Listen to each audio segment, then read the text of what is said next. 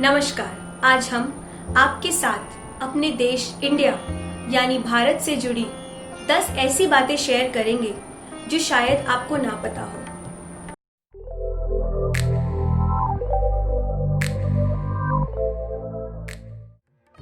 Please इस video को like and share करें और हमारे चैनल को सब्सक्राइब करें। आज हम जिस आजाद भारत में जी रहे हैं उसके लिए हमारे जाबाज वीरों ने बहुत कुर्बानियां दी हैं। अंग्रेजों के करीबन 200 साल के राज के बाद हमें आजादी 15 अगस्त 1947 में मिली। चलिए इस वीडियो को आगे बढ़ाते हैं और आपके साथ अपनी आजादी से जुड़ी 10 महत्वपूर्ण बातें शेयर करते हैं।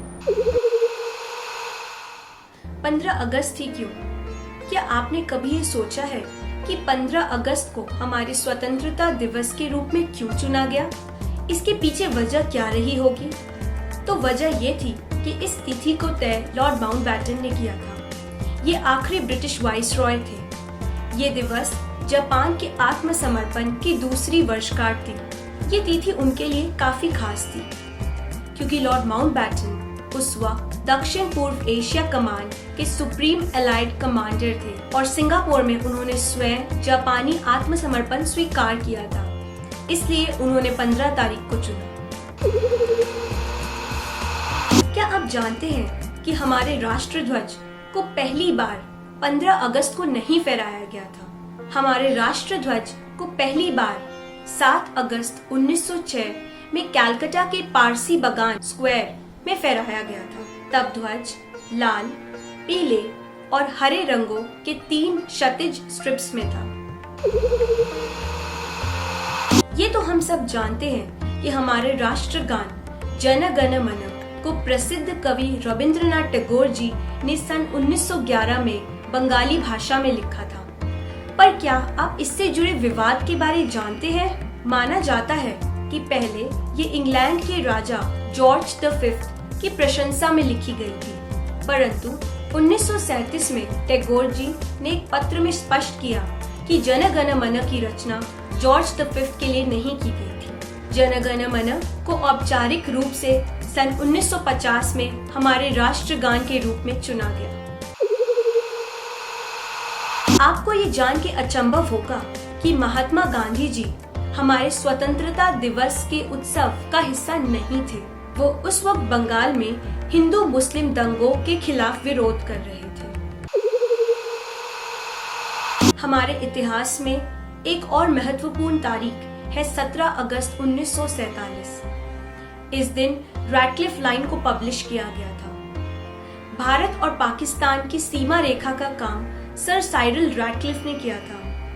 इसी वजह से इस लाइन को रैडक्लिफ लाइन भी कहते हैं। इस लाइन ने भारत को 3 हिस्सों में बांटा, पाकिस्तान, भारत और बांग्लादेश।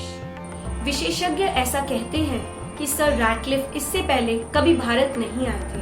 उनके भारत के प्रति कम ज्ञान के वजह से वो अपना काम बिना प्रभावित हुए कर सकेंगे, ये मानकर उन्हें ये काम सौंपा गया था। पाकिस्तान अपने स्वतंत्रता दिवस को 14 अगस्त को मनाता है, पर असल में पाकिस्तान का भी स्वतंत्रता दिवस 15 अगस्त ही है। 14 अगस्त को औपचारिक रूप से घोषित करने के पीछे 2 कारण हैं। 14 अगस्त पाकिस्तान के लिए बहुत ही खास दिन था। वो रमजान का 27वां दिन था। दूसरा कारण ये है कि कुछ लोगों को लगता है कि लॉर्ड माउंटबेटन ने आजादी का संदेश कराची में 14 अगस्त को दिया था। यह भी हो सकता है कि पाकिस्तान भारत से एक दिन पूर्व ही स्वतंत्रता दिवस मनाना चाहता था। आपको ये जान के हैरानी होगी कि हमें आजादी मिल गई थी, फिर भी गोवा आजाद नहीं हुआ था। जी हाँ, कहने को तो भारत को आजादी 1947 में मिल गई थी, पर पुर्तगाल ने गोवा नहीं छोड़ा। पुर्तगाल ने अपने संविधान में बदलाव करके गोवा को अपना राज्य घोषित कर दिया था। तत्कालीन प्रधानमंत्री पंडित श्री जवाहरलाल नेहरू जी के पास एक ही विकल्प रह गया था, ऑपरेशन विजय। सन 1961 में भारतीय सशस्त्र बलों, भारतीय जल सेना, एयरफोर्स और सेना ने गोवा को जीत लिया और ऐसे गोवा भारत का हिस्सा बना। क्या आप जानते हैं कि पश्चिमी देशों में भी हमारे स्वतंत्रता दिवस को मनाया जाता है? न्यूयॉर्क और यूएस के अन्य शहरों में इस दिन को इंडिया डे के नाम से मनाया जाता है। हमने अपने देश के बारे, उसके महान इतिहास के बारे काफी सुना है, पर क्या आप जानते हैं कि हमारे राष्ट्र ध्वज के पीछे कौन है? हमारा राष्ट्र ध्वज श्री पिंगली वेंकैया की अवधारणा थी। सन 1921 में इस ध्वज का प्राथमिक डिजाइन प्रस्तुत किया गया था। पिछले दशकों में हमारे राष्ट्र ध्वज में काफी बदलाव आए, पर इसके मूल का श्रेय पिंगली को दिया गया। क्या आप जानते हैं, जब हमारे पहले प्रधानमंत्री का चयन हो रहा था तो ज्यादातर लोग पंडित श्री जवाहरलाल नेहरू जी के पक्ष में नहीं थे। जब हमारे देश में पहले प्रधानमंत्री का चयन हो रहा था तो ज्यादातर लोग श्री वल्लभ भाई पटेल जी के पक्ष में थे, पर अंत में पंडित श्री जवाहरलाल नेहरू जी को देश के पहले प्रधानमंत्री बनने का संयोग प्राप्त हुआ। ये थी हमारे देश की स्वतंत्रता से जुड़ी कुछ बातें। हम आशा करते हैं कि आपको ये वीडियो पसंद आई होगी। आप सभी देशवासियों को स्वतंत्रता दिवस की हार्दिक शुभकामनाएं। जय हिंद, जय भारत।